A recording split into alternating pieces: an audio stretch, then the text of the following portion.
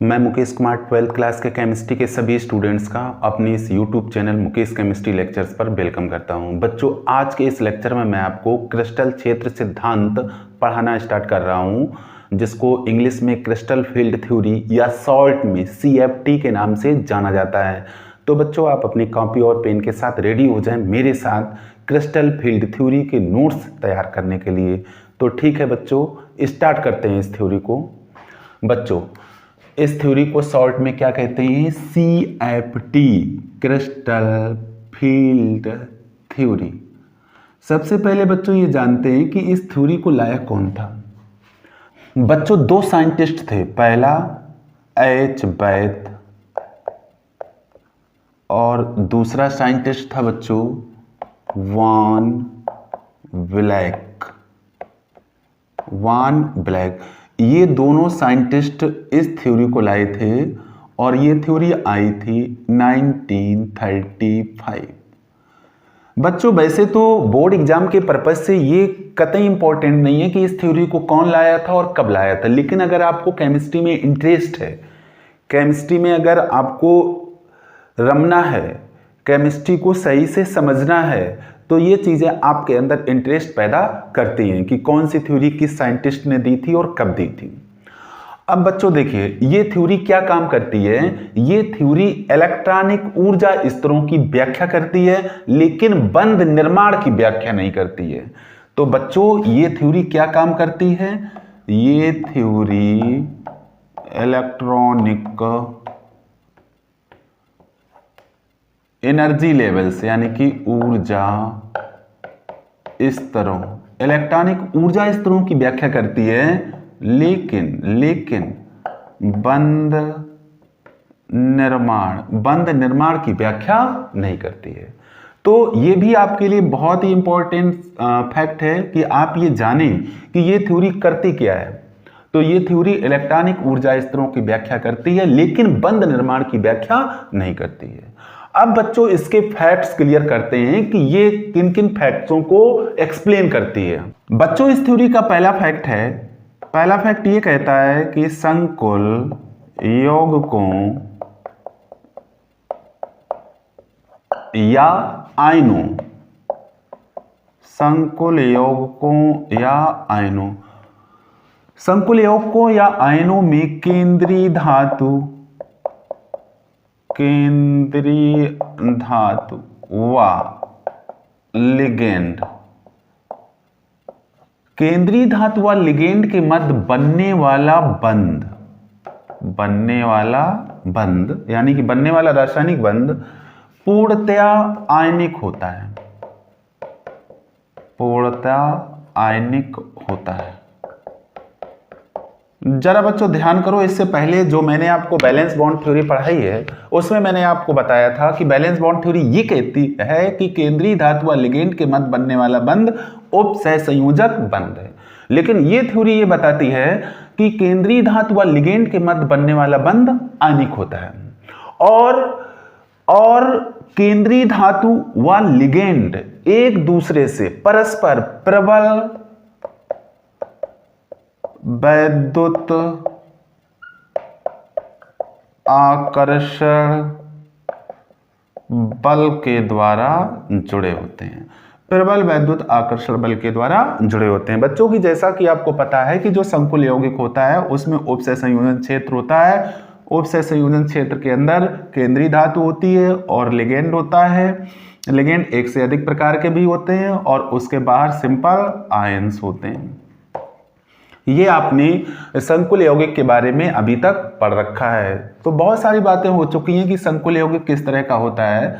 तो संकुल यौगिक में बच्चों उपसह संयोजन क्षेत्र जो होता है, जिसको स्क्वायर ब्रैकेट के अंदर लिखते हैं, उसमें केंद्रीय धातु होता है और लिगेंड होते हैं और उसके बाहर सरल आयन होते हैं। ये सामान्य टाइप है संकुल यौगिक का, इसी तरह का संकुल यौगिक होता है।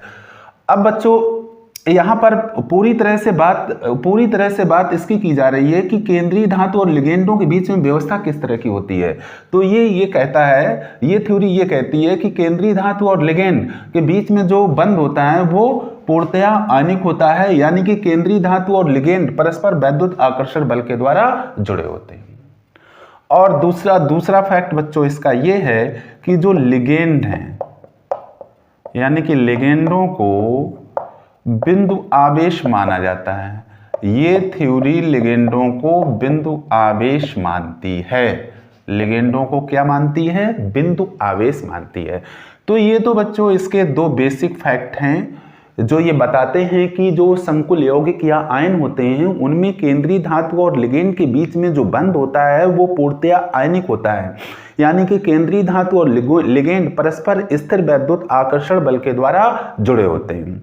परस्पर स्थिर वैद्युत आकर्षण बल के द्वारा जुड़े होते हैं और जो लिगेंड होते हैं उनको बिंदु आवेश माना जाता है।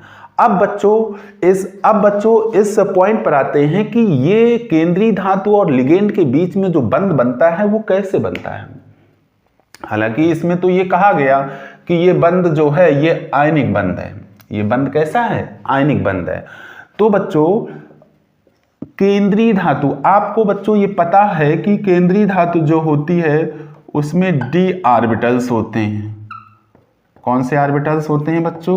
d ऑर्बिटल्स होते हैं। d ऑर्बिटल कहाँ होते हैं? केंद्रीय धातु में। केंद्रीय धातु में d ऑर्बिटल होते हैं।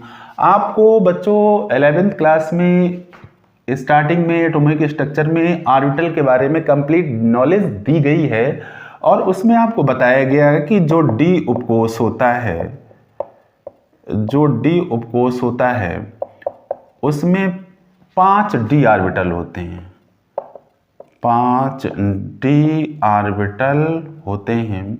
कौन कौन से बच्चों ये d ऑर्बिटल होते हैं? dxy, dyz, dzx, dx square minus Y square और dz स्क्वायर। ये 5 d ऑर्बिटल होते हैं d उपकोष में। जरा आप अपना माइंड ऑर्बिटलों की तरफ ले जाइए तो आपको पता चलेगा कि ये जो 3 ऑर्बिटल हैं dxy, dyz, dzx, ये तीनों ऑर्बिटल एक जैसे होते हैं। और ये ऑर्बिटलें, ये जो 3 अक्षें होती हैं जो आपको त्रिविम विन्यास पढ़ाया जाता है, ये जो 3 अक्षें होती हैं कौन कौन सी बच्चों? x, y और ये z। ये जो 3D स्ट्रक्चर आपको बताई जाती है जिसमें ऑर्बिटलों को बनाया जाता है, तो वहां से आपको ये पता चलता है कि ये जो 3 ऑर्बिटल हैं dxy, dyz और dzx, इनके जो डंबल हैं वो अक्षों के बीच में होते हैं। अक्षों के बीच में होते हैं। जैसे जब हम dxy बनाते हैं तो कैसे बनाते हैं? इसको सरलता से समझने के लिए आप 2 अक्षें मैं बना देता हूं, एक तो x और दूसरी y। ये मैंने बना दी y। तो जो dxy ऑर्बिटल है वो इस तरह से होता है। इसके लूप जो होते हैं वो अक्षों के बीच में होते हैं। और dyz को समझने के लिए इसको मैंने y मान लिया और इसको z मान लिया, और इसके लूप जो होते हैं वो इन दोनों अक्षों के बीच में होते हैं। इस तरह से आपने 11th में पढ़ा। इसी तरह से zx है। लेकिन जब dx square minus Y square का स्ट्रक्चर बनाते हैं तो इसको हमने x माना, इसको y माना, और इसके जो लूप होते हैं वो अक्षों के ऊपर होते हैं। अक्षों के ऊपर होते हैं। और इसी तरह से जो z स्क्वायर है इसका भी जो लूप होता है वो z अक्ष के ऊपर होता है। तो यानी कि ये 2 ऑर्बिटल अलग टाइप के हैं। यानी कि इन 3 ऑर्बिटलों के लूप अक्षों के बीच में होते हैं और इन 2 ऑर्बिटलों के लूप जो होते हैं वो अक्षों के ऊपर होते हैं। इतनी बात आप ध्यान में रखिए। यानी कि ये कहां होते हैं? अक्षों के मध्य होते हैं। अक्षों के मध्य होते हैं। और ये कहां होते हैं? अक्षों के ऊपर होते हैं। अक्षों के ऊपर होते हैं। तो ये अक्षों के मध्य में है और ये अक्षों के ऊपर है। देखिए बच्चों, सामान्य स्थिति में, नॉर्मल कंडीशन में इन 5 d ऑर्बिटलों की ऊर्जा समान होती है। जब सारे d ऑर्बिटलों की ऊर्जा समान होती है तो बच्चों उनको कहते हैं डीजनरेट। डीजनरेट, और इसको हिंदी में बोलते हैं अपभ्रंश। क्या बोलते हैं बच्चों? अपभ्रंश ऑर्बिटल। अपभ्रंश ऑर्बिटल इनको बोलते हैं। अब बच्चों फैक्ट नंबर 3 को एक्सप्लेन करते हैं। बच्चों आपको मालूम है कि संकुल का निर्माण तभी होगा जब केंद्रीय धातु लिगेंडों के संपर्क में आएगी। जब तक केंद्रीय धातु लिगेंडों के संपर्क में नहीं आएगी तब तक संकुल का निर्माण नहीं होगा। फैक्ट नंबर 3 इसी पॉइंट को एक्सप्लेन करता है। फैक्ट नंबर 3 ये कहता है कि जब केंद्रीय धातु लिगेंडों के संपर्क में आती है तो केंद्रीय धातु के समान ऊर्जा के डी ऑर्बिटल, समान ऊर्जा के डी ऑर्बिटल जो कि मैंने आपके सामने लिख रखे हैं, dxy, dyz, dzx, dx² - y² और dz², ये असमान ऊर्जा के दो समूहों में विपाटित या विघटित हो जाते हैं। अब फिर इस बात को समझो, जब केंद्रीय धातु लिगेंडों के संपर्क में आती है तो केंद्रीय धातु के समान ऊर्जा के ये जो 5 डी ऑर्बिटल हैं, ये असमान ऊर्जा के दो समूहों में यानी कि दो ग्रुपों में विपाटित या विघटित हो जाते हैं, विपाटित या विघटित हो जाते हैं और इसको क्रिस्टल क्षेत्र विपाटन कहते हैं। क्या कहते हैं? क्रिस्टल क्षेत्र विपाटन कहते हैं। अब बच्चों इसको और डिटेल में एक्सप्लेन करते हैं, साफ करते हैं इसको। बच्चों कोई दिक्कत नहीं, अभी इसको मैं ऑरली समझाने के बाद में इसका एक प्रॉपर नोट्स अपने बोर्ड पर आपको अवेलेबल करा दूंगा, जिससे आप अपने केमिस्ट्री की कॉपी में इस थ्योरी को आसानी से लिख पाएंगे। तो पहले इसको पूरा फोकस करिए, इसको समझने में, इसको अंडरस्टैंड करने में। तो बच्चों अब मैं पॉइंट 3 को अच्छे से एक्सप्लेन करता हूं। पॉइंट 3 एक बार फिर आप समझो। पॉइंट 3 ये कहता है कि जब केंद्रीय धातु जो है हमारा वो लिगेंडों के संपर्क में आता है तो केंद्रीय धातु के समान ऊर्जा के जो डी ऑर्बिटल हैं वो असमान ऊर्जा के दो समूहों में विपाटित या विघटित हो जाते हैं। क्या हो जाते हैं? विपाटित या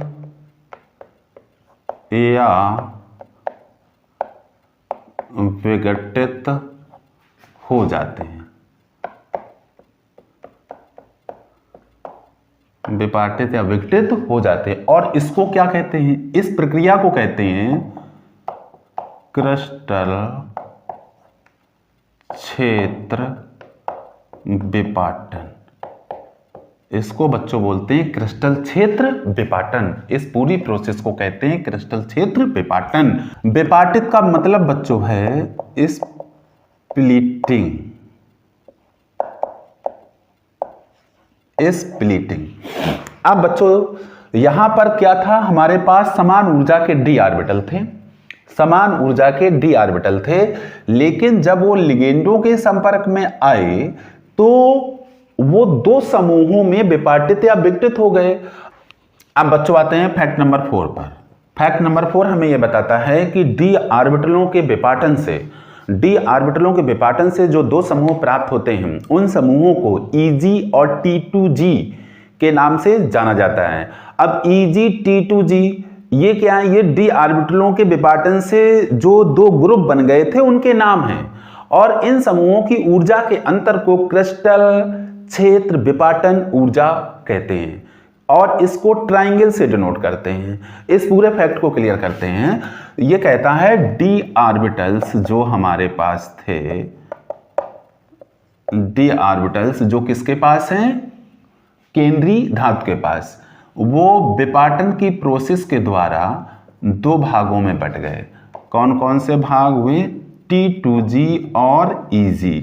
अब T2G जो ग्रुप आता है इसमें 3 ऑर्बिटल होते हैं बच्चों, dxy, dyz और dzx। Eg जो समूह आता है इसमें बच्चों 2 ऑर्बिटल होते हैं, dx² - y² और dz²। कौन सी प्रोसेस बच्चों हुई थी यहाँ पर? विपाटन।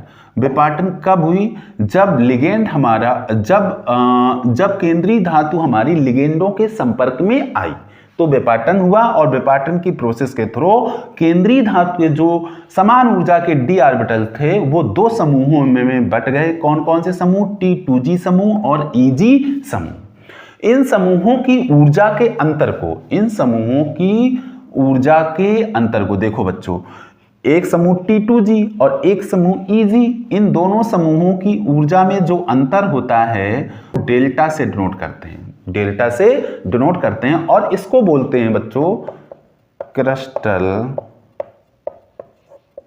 क्षेत्र विपाटन ऊर्जा। इसको कहते हैं बच्चों क्रिस्टल क्षेत्र विपाटन ऊर्जा, यानी कि crystal field splitting energy, crystal field splitting energy. ये क्या है बच्चों? ये T2G और EG समूहों की ऊर्जा का अंतर है।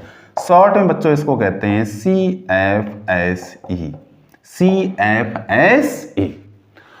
अब बच्चों फैक्ट नंबर 5 पर आते हैं। फैक्ट नंबर 5 ये कहता है जो d ऑर्बिटलों का जो विपाटन है, d ऑर्बिटलों का विपाटन, d ऑर्बिटलों का विपाटन संकुलों की ज्यामिति पर निर्भर करता है, संकुलों की ज्योमेट्री यानी कि ज्यामिति पर निर्भर करता है, संकुलों की ज्यामिति पर निर्भर करता है। अब आते हैं बच्चों फैक्ट नंबर 6 पर। ये d ऑर्बिटलों का विपाटन जो है बच्चों, d ऑर्बिटल्स का विपाटन दो प्रकार का होता है, दो प्रकार का होता है। एक तो बच्चों उन संकुलों का विपाटन इसमें शामिल है जो अष्टफलकी होते हैं, ओक्टाहेड्रल होते हैं, ओक्टाहेड्रल। और दूसरे वो संकुल शामिल हैं जिनकी ज्योमेट्री होती है टेट्राहेड्रल। ओक्टाहेड्रल मीन्स अष्टफलकी और टेट्राहेड्रल मीन्स चतुष्फलकी, चतुष्फलकी। तो दो तरह का क्रिस्टल, दो तरह का विपाटन होता है। एक तो अष्टफलकी संकुलों का विपाटन, दूसरा चतुष्फलकी संकुलों का विपाटन, यानी कि अष्टफलकी संकुलों का क्रिस्टल क्षेत्र विपाटन और दूसरा चतुष्फलकी संकुलों का क्रिस्टल क्षेत्र विपाटन। तो बच्चों इसको समझने से पहले अष्टफलकी संकुलों का विपाटन यानी कि अष्टफलकी संकुलों का क्रिस्टल क्षेत्र विपाटन और चतुष्फलकी संकुलों का क्रिस्टल क्षेत्र विपाटन दोनों को डिटेल में समझने से पहले एक बार इसको रिकॉल कर लेते हैं कि ये थ्योरी क्या क्या हमें बता रही है। तो फैक्ट नंबर 1 इसका ये बताता है कि संकुल यौगिकों या आयनों में, संकुल यौगिकों या आयनों में केंद्रीय धातु व लिगेंड के बीच में बनने वाला बंध पूर्णतः आयनिक होता है, अर्थात केंद्रीय धातु व लिगेंड परस्पर स्थिर वैद्युत आकर्षण बल के द्वारा जुड़े होते हैं। दूसरा फैक्ट बच्चों ये बताता है कि जो लिगेंड होते हैं वो बिंदु आवेश के समान होते हैं, मतलब इस थ्योरी में लिगेंडों को बिंदु आवेश माना जाता है। तीसरा फैक्ट ये कहता है कि जब केंद्रीय धातु लिगेंडों के संपर्क में आता है तो केंद्रीय धातु की समान ऊर्जा की d ऑर्बिटलें असमान ऊर्जा के दो समूहों में विपाटित या विघटित हो जाती हैं। इस प्रक्रिया को क्रिस्टल क्षेत्र का विपाटन कहते हैं। फैक्ट नंबर 4 पर आते हैं। फैक्ट नंबर 4 ये कहता है कि d ऑर्बिटलों के विपाटन, d ऑर्बिटलों के विपाटन से प्राप्त समूह दो प्रकार के होते हैं, T2G और EG। इन समूहों की ऊर्जा के अंतर को क्रिस्टल क्षेत्र विपाटन ऊर्जा कहते हैं और इसको डेल्टा से डिनोट करते हैं। T2G समूह में जो ऑर्बिटल शामिल हैं वो है dxy, dyz, dzx। EG समूह में जो ऑर्बिटल शामिल हैं वो है dx² - y² और dz²। फैक्ट नंबर हमारा 4 ये कहता है, फैक्ट नंबर 4 ये कहता है कि d ऑर्बिटलों का विपाटन संकुलों की ज्योमेट्री पर डिपेंड करता है। और फैक्ट नंबर 6 ये कहता है कि d ऑर्बिटलों का विपाटन दो प्रकार का होता है, अष्टफलकी संकुलों का क्रिस्टल क्षेत्र विपाटन और चतुष्फलकी संकुलों का क्रिस्टल क्षेत्र विपाटन। अब मैं आपको अष्टफलकी संकुलों का क्रिस्टल क्षेत्र विपाटन और चतुष्फलकी संकुलों का क्रिस्टल क्षेत्र विपाटन समझाने जा रहा हूं।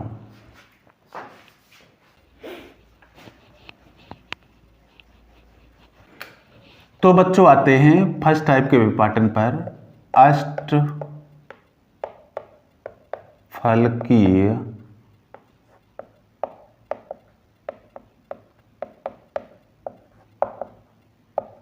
संकुलों में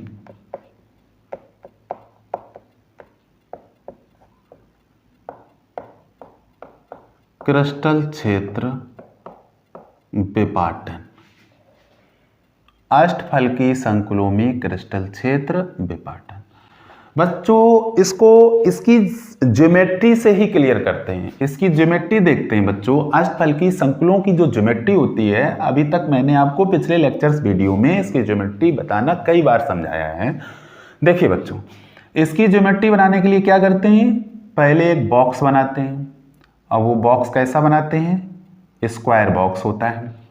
और मैंने आपको बताया था कि जो ये स्क्वायर बॉक्स होता है, ये जो स्क्वायर बनाते हैं, ये जो वर्ग बनाते हैं, इसके कॉर्नर से सबसे पहले इसका सेंटर पता करते हैं। इसका सेंटर ये है और इस सेंटर में होता है केंद्रीय धातु। सेंटर में क्या रखा जाता है, केंद्रीय धातु।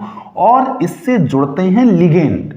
लिगेंड किधर से आते हैं बच्चों, इसके कॉर्नर से आते हैं। देखिए, फर्स्ट लिगेंड, सेकेंड लिगेंड, किसी को भी फर्स्ट, किसी को भी आप यहां सेकेंड मान सकते हैं, ऐसा यहां कुछ नहीं है। तो 4 लिगेंड हो गए, 1 2 3 4। और अष्टफल की जो संकुल होते हैं उनमें टोटल लिगेंड होते हैं 6। एक लिगेंड इसके ठीक लंबवत ऊपर से आता है और एक लिगेंड इसके ठीक लंबवत नीचे से आता है।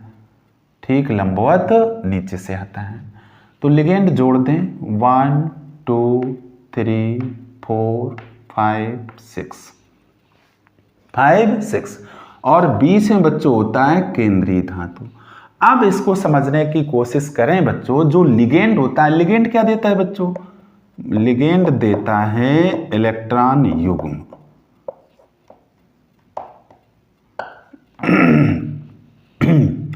लिगेंड देता है इलेक्ट्रॉन युग्म। और ये इलेक्ट्रॉन युग्म किसको देता है, केंद्रीय धातु को देता है। केंद्रीय धातु, केंद्रीय धातु के पास क्या होती हैं बच्चों, d ऑर्बिटल्स होती हैं। और d ऑर्बिटल्स में होता क्या है बच्चों, इलेक्ट्रॉन होते हैं। d ऑर्बिटल्स में क्या होते हैं, इलेक्ट्रॉन होते हैं। तो आप जरा कॉन्सेप्ट यूज करिए कि इलेक्ट्रॉन युग्म कैसा चार्ज, नेगेटिव। केंद्रीय धातु के d ऑर्बिटल्स में इलेक्ट्रॉन है, यहां कैसा चार्ज है, नेगेटिव। तो इन दोनों के बीच में कौन सा बल कार्य करेगा, प्रतिकर्षण बल। कौन सा बल कार्य करेगा, प्रतिकर्षण बल। किनके बीच में, इलेक्ट्रॉन युग्म और केंद्रीय धातु के d ऑर्बिटलों के बीच में कौन सा बल कार्य करेगा, प्रतिकर्षण बल। और इलेक्ट्रॉन युग्म कौन ला रहा है बच्चों, इलेक्ट्रॉन युग्म कौन ला रहा है, इलेक्ट्रॉन युग्म को ला रहा है लिगेंड। और लिगेंड इलेक्ट्रॉन युग्म किसे दे रहा है, केंद्रीय धातु के ऑर्बिटल्स को इलेक्ट्रॉन युग्म दे रहा है। लेकिन केंद्रीय धातु के ऑर्बिटल्स में इलेक्ट्रॉन है, जिस वजह से दोनों के बीच में लग रहा है प्रतिकर्षण बल। बच्चों, इस प्रतिकर्षण बल के कारण केंद्रीय धातु के इलेक्ट्रॉन लिगेंड के द्वारा दिए गए इलेक्ट्रॉन युग्म का विरोध करते हैं। जैसे जैसे बच्चों ये प्रतिकर्षण बल बढ़ता चला जाता है, वैसे वैसे d ऑर्बिटल्स की जो एनर्जी है वो बढ़ती चली जाती है। जैसे जैसे प्रतिकर्षण बल बढ़ेगा, वैसे वैसे केंद्रीय धातु के d ऑर्बिटलों की एनर्जी बढ़ेगी। और इससे क्या होगा, यहां पर हो जाएगा विपाटन। और केंद्रीय धातु के जो d ऑर्बिटल्स हैं वो 2 समूहों में जाएंगे टूट। कौन कौन से समूह में, T2g और Eg, इन 2 समूहों में ये जाएंगे टूट। अब बच्चों ध्यान दीजिए, मैंने क्या बताया था कि T2g में जो ऑर्बिटल्स हैं वो dxy, dyz और dzx हैं। और Eg में कौन है, dx square minus Y square और dz स्क्वायर। इसको ध्यान से समझें बच्चों। मैंने आपको ये बताया था कि dx square minus Y square और dz स्क्वायर जो ऑर्बिटल हैं, ये अक्षों पर होते हैं। ये कहाँ होते हैं, अक्षों पर। और T2g के जो ऑर्बिटल हैं dxy, dyz और dzx, ये अक्षों के मध्य होते हैं। अब यहां ध्यान से देखो बच्चों, यहां लिगेंड किससे जुड़ने आ रहा है, केंद्रीय धातु से। किससे जुड़ने आ रहा है? केंद्रीय धातु से। क्या लेकर आ रहा है? इलेक्ट्रॉन युग्म लेकर आ रहा है। लेकिन केंद्रीय धातु के डी ऑर्बिटल जिनमें इलेक्ट्रॉन है वो इस इलेक्ट्रॉन युग्म के लेने का विरोध करते हैं, जिससे उत्पन्न हो रहा है प्रतिकर्षण बल, और प्रतिकर्षण बल की वजह से जनरेट हो रही है ऊर्जा। जैसे जैसे प्रतिकर्षण बल बढ़ेगा वैसे वैसे केंद्रीय धातु के डी ऑर्बिटल्स की ऊर्जा बढ़ती जाएगी, और वहां क्या हो जाएगा? और वहां हो रहा है बच्चों विपाटन, विपाटन या विघटन हो जाएगा, जिस वजह से डी ऑर्बिटल्स दो ग्रुप में बढ़ जाएंगे, Eg और T2g में बढ़ जाएंगे। अब बच्चों यहां पर हमें ये पता लगाना है कि किस ग्रुप के ऑर्बिटल्स की ऊर्जा अधिक होगी, किस ग्रुप के ऑर्बिटल्स की ऊर्जा कम होगी। इस बात को हमें यहां क्लियर करना है। बच्चों इसको क्लियर करने के लिए आप जरा 3D में जाइए। इस बात को क्लियर करने के लिए बच्चों जरा हम 3D में जाते हैं और 3D में तीन जो अक्षें होती हैं उनको समझते हैं। बच्चों एक अक्ष x अक्ष होती है, और एक अक्ष y अक्ष होती है, और एक अक्ष z अक्ष होती है, और ये तीनों अक्षें एक दूसरे से 90 डिग्री का एंगल बनाती हैं। कितने डिग्री का एंगल बनाती हैं बच्चों? 90 डिग्री का एंगल बनाती हैं। इसको ऐसे समझो, अगर हम इसको x अक्ष मान लें तो ये हो गई हमारी y अक्ष, और ये जो हमारी तीसरी अक्ष है ये अक्ष हो गई हमारी z अक्ष। आप इसको समझो, ये जो बच्चों मैंने तीन पेन पकड़ रखे हैं आप इनको ध्यान से देखिए। अगर हम इसको x अक्ष माने, इसको y अक्ष माने और इसको z अक्ष माने, अब यहाँ बच्चों कोई दिक्कत नहीं है, कोई क्रम निर्धारित नहीं है, किसी को भी आप x मान सकते हैं, किसी को y मान सकते हैं, किसी को z मान सकते हैं। लेकिन एक बात यहाँ जो नहीं बदलने वाली है वो ये नहीं बदलने वाली है कि ये तीनों अक्षें एक दूसरे से 90 अंश का कोण बनाती हैं।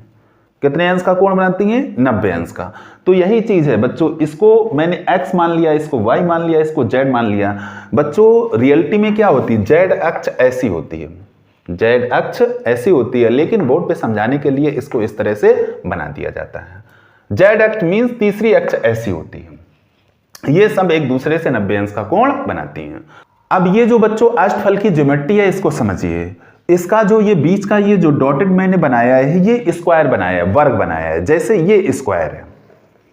तो इसमें दो अक्षें तो ऐसी हो जाएंगी, एक इस तरह से और दूसरी इस तरह से, दो अक्षें हो गई। और तीसरी अक्ष क्या है? परपेंडिकुलर है, ऊर्ध्वाधर ऊपर की तरफ और उसका दूसरा हिस्सा ऊर्ध्वाधर नीचे की तरफ। और ये सारी अक्षें एक दूसरे से कितने अंश का कोण बनाती हैं? 90 अंश का बनाती हैं। अब इसको ऐसे आप समझो, इसको ऐसे समझो कि एक अक्ष ये है आपकी, और दूसरी अक्ष आपकी ये है, और तीसरी अक्ष आपकी ये है। ठीक है। अब किसी को भी आप x मान सकते हैं, किसी को y मान सकते हैं, किसी को z मान सकते हैं, कोई दिक्कत नहीं है। इसको मैंने x मान लिया, इसको y मान लिया, इसको z मान लिया। अब जरा ध्यान करो, ये जो ऑर्बिटल्स हैं dxy, dyz, dzx, dx square minus y square और dz स्क्वायर, आपको मैं बता रहा हूं कि ये जो ऑर्बिटल हैं ये अक्षों के मध्य होते हैं। ये ऑर्बिटल अक्षों के मध्य होते हैं। तो ये जो अक्षें मैंने बना रखी हैं इनके बीच में ये ऑर्बिटल आएंगे। कौन कौन से? dxy, dyz और dzx। और ये जो ऑर्बिटल आ रहे हैं dx square minus y square और dz स्क्वायर, ये पड़ेंगे अक्षों पर। कहां पड़ेंगे? अक्षों पर। अब बच्चों दूसरे पक्ष को देखिए कि अक्षों के संगत लिगेंड आ रहे हैं किससे जुड़ने के लिए? सेंट्रल मेटल से जुड़ने के लिए। यानी कि लिगेंड हमारे किस तरफ से आ रहे हैं, किस डायरेक्शन से आ रहे हैं? लिगेंड हमारे अक्षों के डायरेक्शन से आ रहे हैं।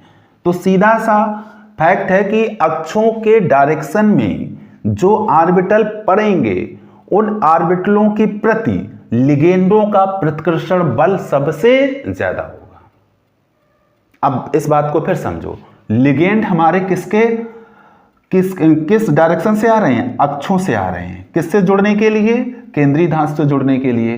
तो ऐसे ऑर्बिटल्स जो अक्षों पर हैं, जो कहां हैं? अक्षों पर, उनसे लिगेंड का सामना होगा, उनसे डायरेक्ट लिगेंड का सामना होगा, और उनके प्रति लिगेंड का जो प्रतिकर्षण है वो सबसे अधिक होगा। और जो ऑर्बिटल इन अक्षों के बीच में है, बीच में कौन कौन होते हैं, d x Y, D Y z, d Z x, जो बीच में पड़ते हैं, तो लिगेंड से उनकी कुछ दूरी हो जाएगी, लिगेंड के वो साइड में हो जाएंगे, तो उनके प्रति जो लिगेंड का जो प्रतिकर्षण बल है वो कम हो जाएगा। और बच्चों जो ऊर्जा है वो प्रतिकर्षण बल के अनुक्रमानुपाती है। जैसे जैसे प्रतिकर्षण बल बढ़ेगा वैसे वैसे ऑर्बिटल की जो ऊर्जा है वो बढ़ेगी। तो प्रतिकर्षण बल किसके अनुक्रमानुपाती, ऊर्जा के। ऊर्जा किसकी अधिक है, जो ऑर्बिटल अक्षों पर है। अक्षों पर कौन है, d x square minus Y square और डी जेड स्क्वायर।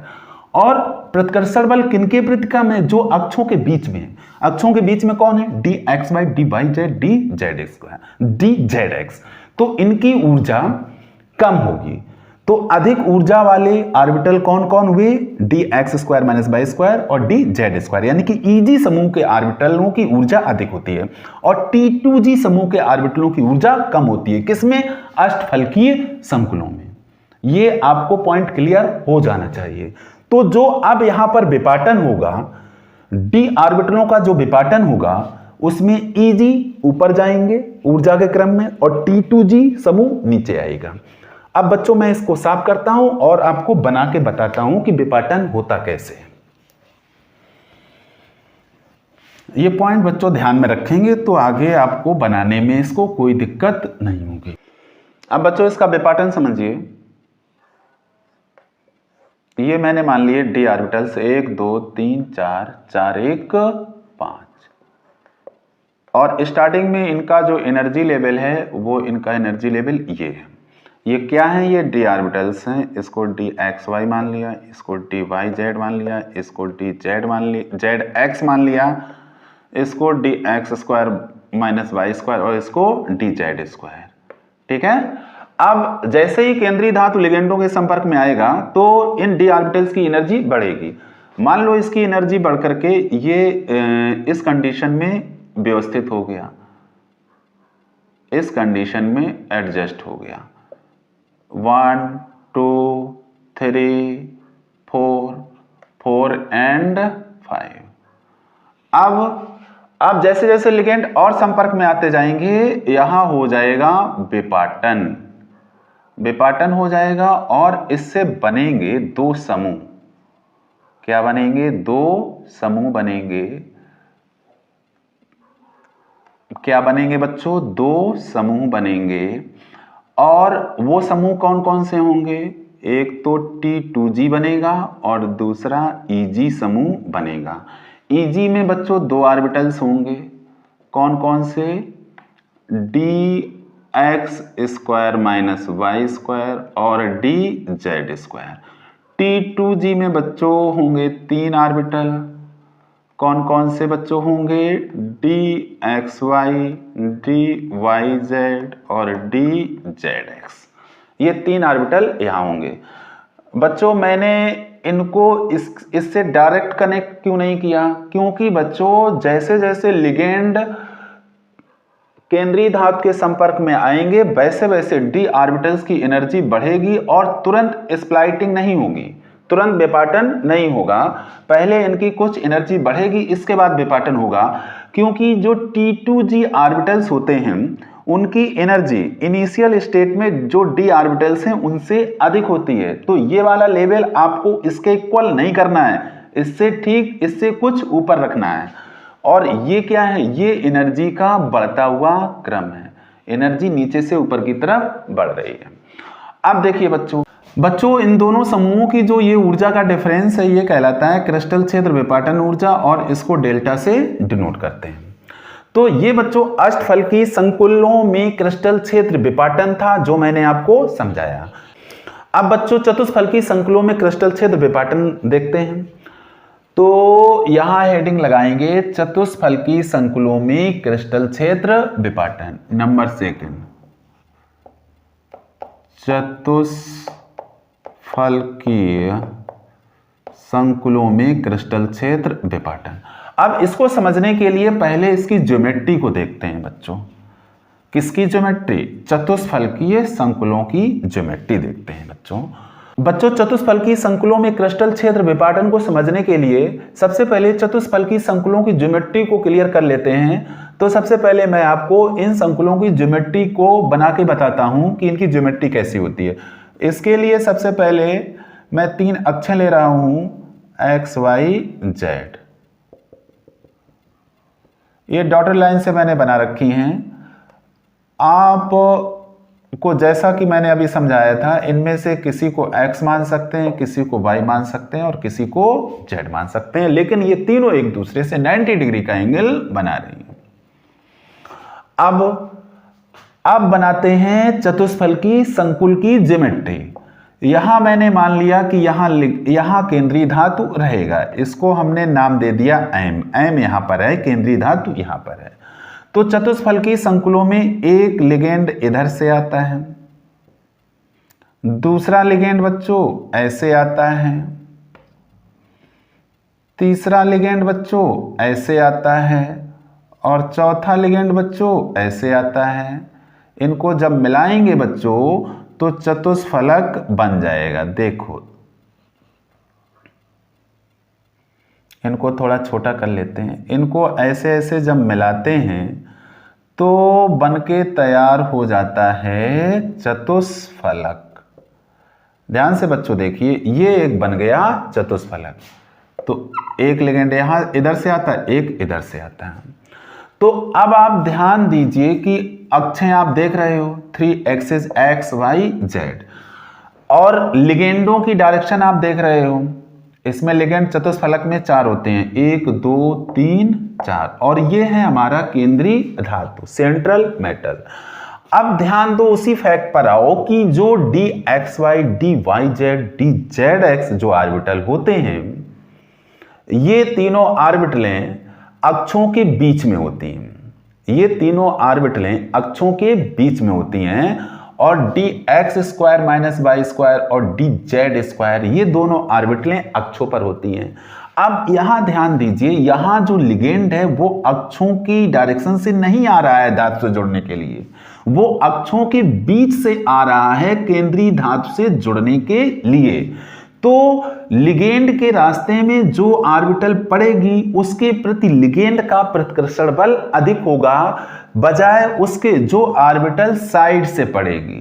तो यहां लिगेंड के रास्ते में जो ऑर्बिटल आएंगी वो कौन कौन सी आएंगी? D x Y, D Y z, d Z x, क्योंकि ये अक्षों के बीच में होती हैं। और लिगेंड के रास्ते में कौन सी ऑर्बिटल नहीं पड़ेंगी? अब d x square minus Y square और डी जेड स्क्वायर। तो सिंपल सी बात है कि इन ऑर्बिटलों के प्रति जो प्रतिकर्षण होगा वो अधिक होगा। किसका? लिगेंड का। जिस वजह से अब इन ऑर्बिटलों की ऊर्जा अधिक हो जाएगी, यानी कि T2G समूह के ऑर्बिटलों की ऊर्जा अधिक हो जाएगी। किनके कंपैरिजन में? Eg समूह की ऑर्बिटलों की तुलना में। तो अब इसके ठीक अपोजिट विपाटन होगा। इसमें जो अष्टफलकीय संकुलों का क्रिस्टल क्षेत्र विपाटन ये बना हुआ है, इसके ठीक अपोजिट विपाटन होगा चतुष्फलकीय संकुलों में, यानी कि ये T2G ऊपर जाएगा, Eg नीचे आएगा। देखते हैं बच्चों इसको, कौन ऊपर जाएगा? T2G। T2G ऊपर जाएगा और Eg आएगा नीचे, यानी कि यहां बनेंगी 3 ऑर्बिटलें। कौन कौन बच्चों? D x Y, D Y Z और डी जेड एक्स। और यहां अब आ जाएंगी 2 ऑर्बिटलें। कौन कौन सी? D x square minus Y square और डी जेड स्क्वायर। यहां कौन कौन? D x Y, D Y Z और डी जेड एक्स। और इनकी ऊर्जा का ये जो डिफरेंस है ये कहलाता है क्रिस्टल क्षेत्र विपाटन ऊर्जा, और इसको डेल्टा से डिनोट करते हैं। तो ये विपाटन हो गया चतुष्फलकीय संकुलों में।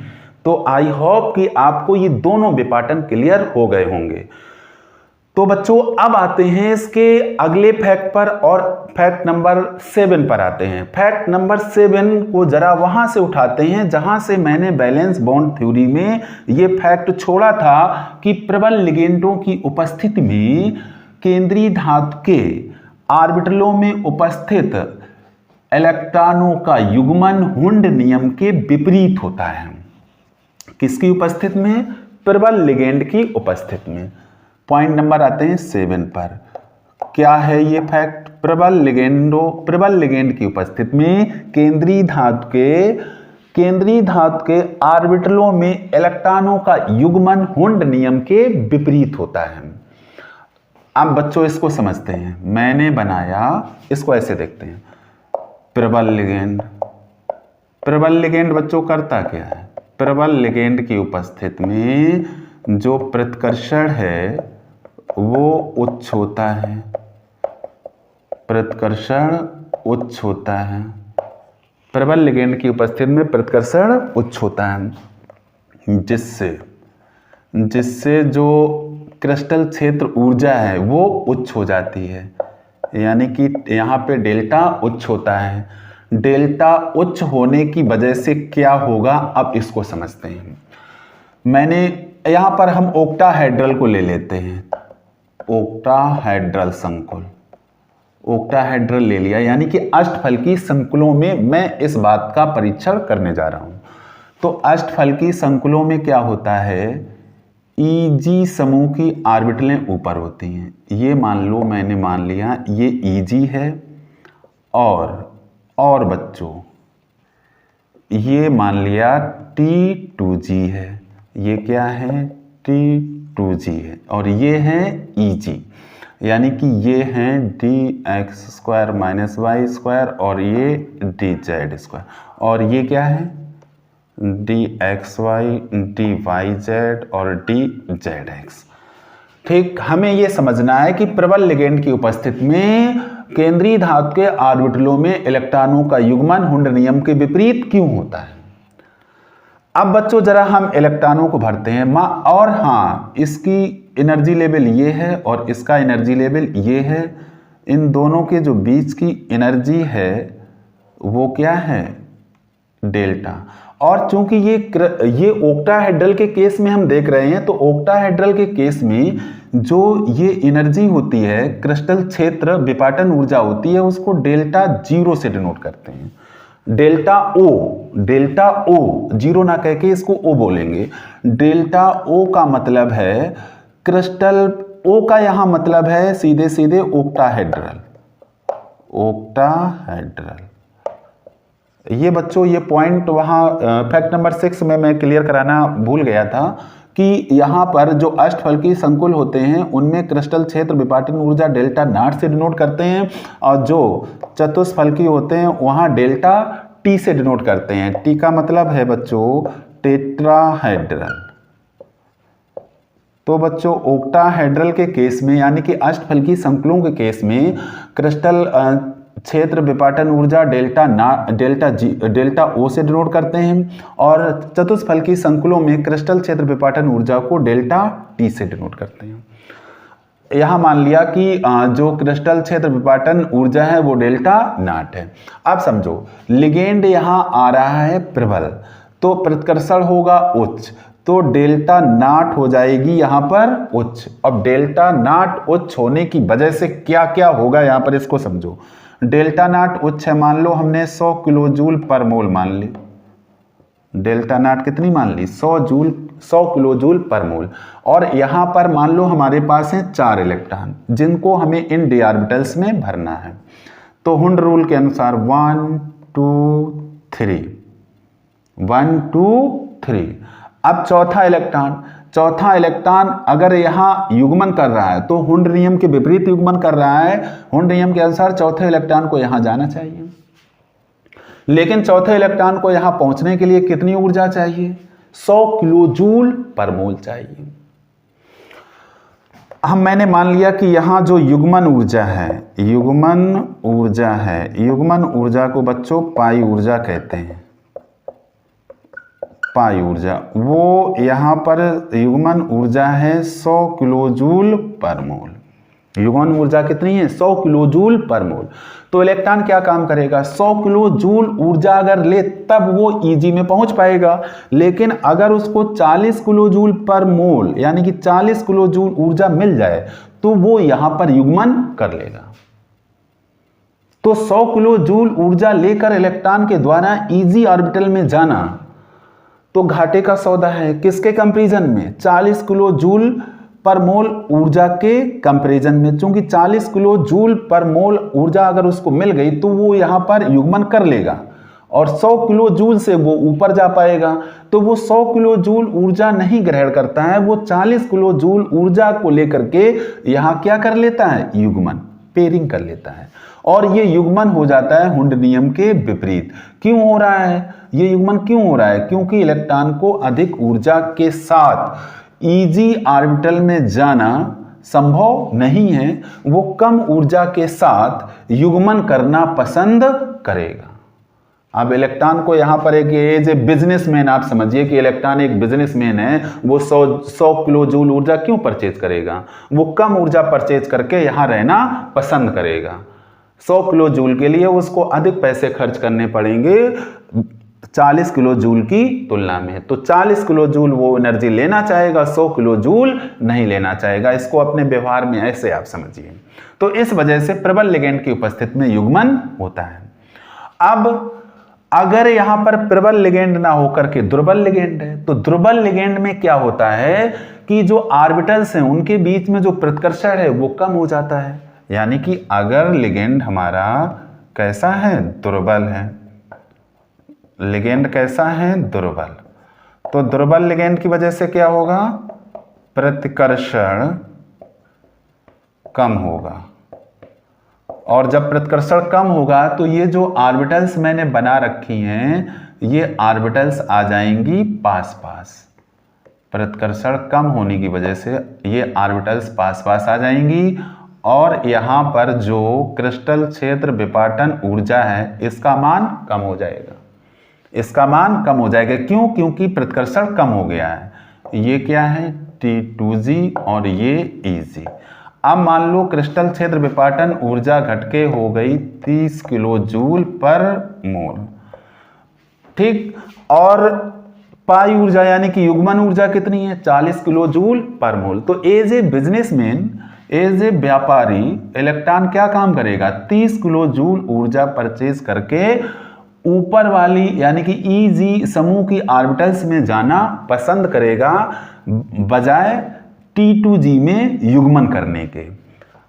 कौन सा इलेक्ट्रॉन? चौथा इलेक्ट्रॉन। 1 2 3। तो चौथा इलेक्ट्रॉन अब यहां युग्मन नहीं करेगा, ये कहां जाना पसंद करेगा? EG ऑर्बिटल्स में।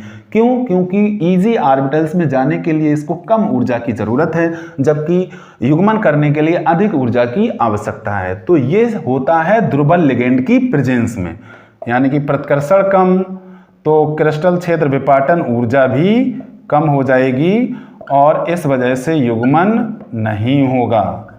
युग्मन नहीं होगा।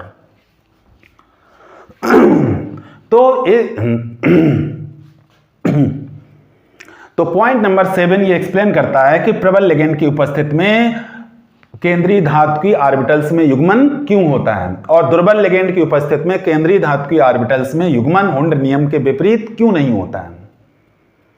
प्रबल लिगेंड की उपस्थिति में केंद्रीय धातु की ऑर्बिटल्स में जो इलेक्ट्रॉनों का युग्मन है वो हुंड नियम के विपरीत हो जाता है, जबकि दुर्बल लिगेंड की उपस्थिति में ऐसा नहीं होता है। इस पूरे का एक्सप्लेनेशन क्रिस्टल फील्ड थ्योरी देती है, जो मैंने यहां पर आपको एक्सप्लेन कर दिया है। मैं समझता हूं कि आपको यह समझ में आ गया होगा। तो ये थी क्रिस्टल क्षेत्र सिद्धांत यानी कि क्रिस्टल फील्ड थ्योरी। तो बच्चों अब मैं इसका नोट्स आपको बोर्ड पर अवेलेबल कराने जा रहा हूं, तो कहीं जाइए नहीं, इसको पहले अच्छे ढंग से कॉपी में लिख लेंगे, इसके बाद ही दूसरा काम करेंगे। तो ठीक है बच्चों। अब बच्चों इसे राइट डाउन कर लीजिए पॉज करते हुए। बच्चों एक बार मैं रीड किए दे रहा हूं। एच बैथ व बान ब्लैक, दो साइंटिस्ट थे, एच बैथ व बान ब्लैक। एच बैथ व बान ब्लैक ने 1935 में क्रिस्टल क्षेत्र सिद्धांत का प्रतिपादन किया। यह सिद्धांत इलेक्ट्रॉनिक ऊर्जा स्तरों की व्याख्या करता है परंतु बंध निर्माण की व्याख्या नहीं करता है। इस सिद्धांत के अनुसार फैक्ट फर्स्ट, संकुल यौगिकों या आयनों में केंद्रीय धातु व लिगेंड के मध्य बनने वाले बंध को पूर्णतः आयनिक माना जाता है, अर्थात केंद्रीय धातु व लिगेंड परस्पर स्थिर वैद्युत आकर्षण बल द्वारा जुड़े रहते हैं। फैक्ट नंबर सेकंड, लिगेंडों को बिंदु आवेश माना जाता है। फैक्ट नंबर थर्ड, जब केंद्रीय धातु लिगेंडों के संपर्क में आता है तो केंद्रीय धातु की समान ऊर्जा वाली डी ऑर्बिटलें, जिनको डीजनरेट या अपभ्रंश कहते हैं, असमान ऊर्जा वाले दो समूहों में विघटित या विपाटित स्प्लिट हो जाती हैं। इसे क्रिस्टल क्षेत्र विपाटन कहते हैं।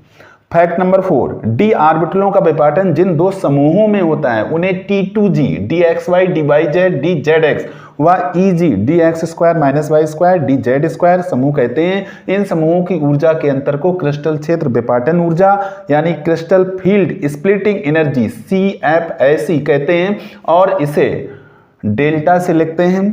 फैक्ट नंबर 5, डी ऑर्बिटलों का यह विपाटन संकुलों की ज्यामिति पर निर्भर करता है। तो बच्चों इसे राइट डाउन करें। बच्चों फैक्ट नंबर 6 को भी नोट कर लीजिए। इसमें मैंने डी ऑर्बिटलों का विपाटन समझाया है अष्टफलकी संकुलों में और चतुष्फलकी संकुलों में। नोट करें बच्चों, इसको पॉज करते हुए नोट कर लें या स्क्रीनशॉट ले लें। अब बच्चों फैक्ट नंबर 7 को भी आप नोट कर लेंगे, जिसमें मैंने आपको बताया है कि प्रबल लिगेंड की उपस्थिति में केंद्रीय धातु के ऑर्बिटलों में इलेक्ट्रॉनों का युग्मन हुंड नियम के विपरीत होता है। ठीक है, ये प्रबल लिगेंड का एक्सप्लेनेशन है और ये दुर्बल लिगेंड का। इसको भी पॉज करते हुए बच्चों लिख लीजिए। तो बच्चों मैं उम्मीद करता हूं कि आपको क्रिस्टल क्षेत्र सिद्धांत यानी क्रिस्टल फील्ड थ्योरी समझ में आ गई होगी। इसे आप अपनी केमिस्ट्री कॉपी में राइट डाउन करके रिवाइज कर लेंगे और कमेंट बॉक्स में मुझको ये ज़रूर बताएंगे कि आपको थ्योरी समझ में आई या नहीं आई। अगर कोई दिक्कत है तो वो भी कमेंट बॉक्स में मुझसे शेयर करेंगे। मैं आपकी प्रॉब्लम दूर करने का पूरा प्रयास करूंगा। तो ऐसे सारे बच्चे जो फर्स्ट टाइम लेक्चर वीडियो को देख रहे हैं वो चैनल को सब्सक्राइब जरूर कर लें और अगर उनको वीडियो हमारी पसंद आ गई है तो अपने फ्रेंड सर्कल में शेयर जरूर कर दें। Thank you so much.